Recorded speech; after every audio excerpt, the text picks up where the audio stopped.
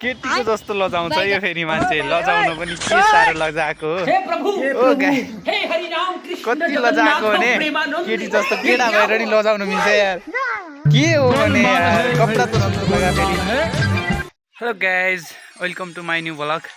आज चाहिँ हामी यसो गाउँतिर हो आफ्नै गाउँतिर रमाइलो गर्दै गाउँमा अब दसैँ लाग्यो अब चाहिँ हामी भिडियोतर्फ लाग्यौँ गाइज। यो चाहिँ हाम्रो गाउँ हो। यसमा करिब 300वटा घर दूरीको सङ्ख्या छ। गाउँतिर यस्तै रमाइलो छ, केही छैन खासै चहल पहल त यस्तो छ गाउँतिर। यहाँ गेडागुडीको सिजन छ आजभोलि चाहिँ। अब यहाँ पढानीमा देख्न सक्नुहुन्छ यहाँ पुरा गेडागुडी पुरा भरिएको छ। यो चाहिँ हाम्रो कोदे मकै भटमास विभिन्न प्रकारका गेडाहरू छन्। यस्तै छ गाउँतिर। दसैँ भन्दा पनि दशा लाग्यो हामीलाई चाहिँ। दसैँको चहल पहल केही छैन।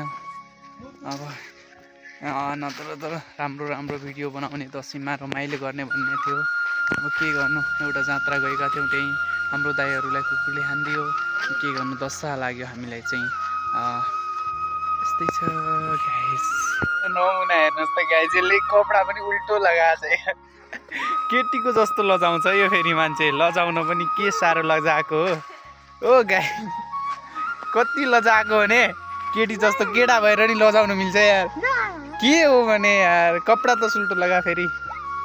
गाइज हेर्नुहोस् केटी जस्तो पुरा लजाएको छ। ए गाइज यस्ता मान्छे पनि हुन्छ नि। अब चाहिँ घर पुग्यो गाइज। यस्तै छ गाउँमा। यो चाहिँ हाम्रो दरबार, यो मकै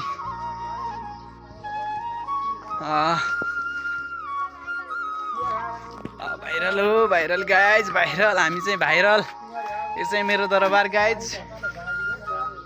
गाउँतिरको 4-5वटा घरहरू त यहाँ धेरै छ नि। यो आयो हाम्रो यो लजाउने मान्छे। यो केटी जस्तो छ साल लजाउँछ हेर न गाइज, लजाउनु नि गाइज। यो चाहिँ हाम्रा घरका फ्यामिली मान्छे, फ्यामिली मेम्बर, हाम्रो घरैडा बसेर बासिन्दा।